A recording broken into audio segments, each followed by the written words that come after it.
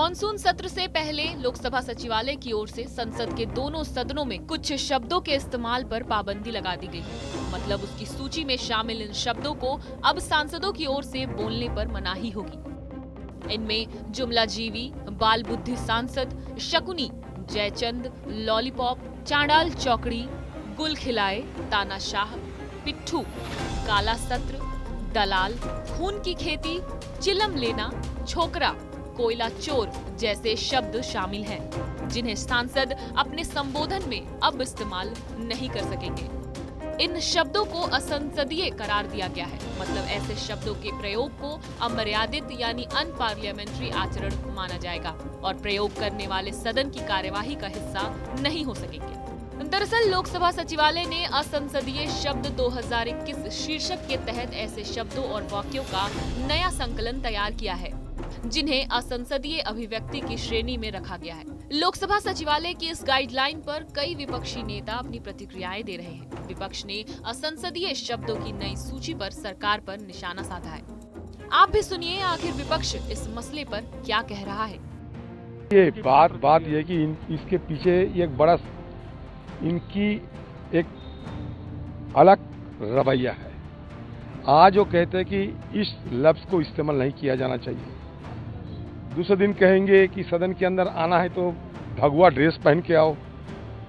तीसरे दिन कहेंगे कि सदन में आना है तो निरामिष भोजन करके आओ।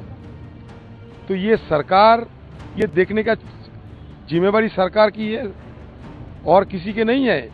ये रूल्स कमेटी है, एथिक्स कमेटी है हमारे पार्लियामेंट के अंदर।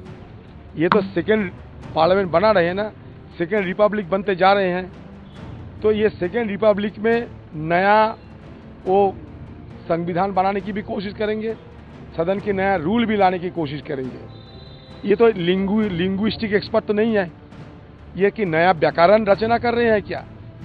हाँ, ये कौन सा पार्लियामेंट्री है ना, पार्लियामेंट्री वर्ड है, कौन सा अनपार्लियामेंट्री है? इसका कोई एक्सपर्ट है इसमें? ये कोई लिंग्विस्टिक एक्सपर्ट है क्या इसमें? अरे क्यों नहीं?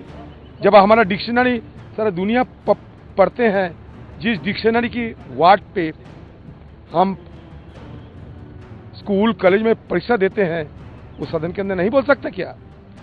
जुमले मतलब क्या होते हैं डिक्शनरी में लिखा हुआ है, वो खुद मोदी जी और अमित शाह जी पढ़ ले और उन कम से कम ये कहे कि मैं तो ये बात रखा था इसलिए मुझे क्षमा मांगना चाहिए, तो वो खुद कहे। दूर की बात, वो अहम नहीं है, कंटेक्स्ट अहम है। कंटेक्स्ट, जो कंटेक्स्ट होगा अहम है। अब कंटेक्स्ट क्या है कि मैं बोलूंगा कि मैं मोदी सरकार पर फूल फेंक के मारूंगा क्योंकि आपने नौजवानों को बेरोजगार बना दिया। मैं कहूंगा पार्लियामेंट में खड़े होकर कि मैं देश के प्रधानमंत्री और उनकी सरकार पर फूल फेंक कर मारूंगा क्योंकि देश के युवाओं का मुकद्दर बेरोजगारी बना दिया। तो क्या फूल को अनपार्लियामेंट्री बना देंगे आप? नहीं, फूल अच्छा, फूल बरसा के मारूंगा। और ये कहूंगा कि भाव फूल बरसाओ मोदी सरकार पर कि उन्होंने भारत के नौजवानों को बेरोजगार बना दिया। तो क्या वन पार्लियामेंट्री हो जाएगा? कंटेक्स्ट इंपॉर्टेंट है। ये लफ्ज की बहस में मत जाइए। रूल्स को, प्रोसीजर को फॉलो करने की जरूरत है। अरे भाई, बिल आता है, स्टैंडिंग कमेटी नहीं जाता। स्टैंडिंग कमेटी क्यों नहीं जाता भाई? संविधान में जो कॉन्स्टिट्यूशनल वैल्यूज है उस पर काम करिए। मालूम ही नहीं कॉन्स्टिट्यूशनल वैल्यूज, कॉन्स्टिट्यूशनल मोरालिटी, कुछ भी नहीं होता उस पर काम। हाँ, बिल्कुल होनी चाहिए। ये डिसेंसी और डेकोरम है कि आप उसी दिन बिल ला लेते हैं, स्पीकर साहब से रिक्वेस्ट कर लेके बना लेते और उसी वक्त आप पास कर लेते, नाम पढ़ सकते, नाम समझ सकते।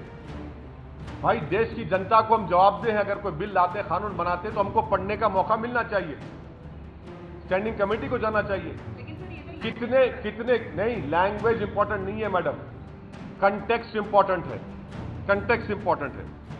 मुझे लगता है कि उससे पहले हमारे इन विधानसभाओं को, संसदों को, ये बहुत पवित्र लोकतंत्र के मंदिर माने जाने वाली जगह है। यहाँ असंसदीय भाषा या असंसदीय शब्दों से पहले असंसदीय भाव, असंसदीय कर्म पे काम करना चाहिए। विधायक, मंत्री, नेता और वहाँ से बनने वाले कानून, उनकी मंशाएं, उनके पीछे की चीज़ें, ये सब बहुत ज़्यादा इम्पोर्टेंट हैं। इस तरह से मुझे अभी, क्योंकि मैंने देखा नहीं क्या इसमें लैंग्वेज में क्या बात कर रहे हैं, पर मुझे लगता है कि असंसदीय भाषा से ज़्यादा महत्वपूर्ण है कि असंसदीय भाव, विचार, कर्म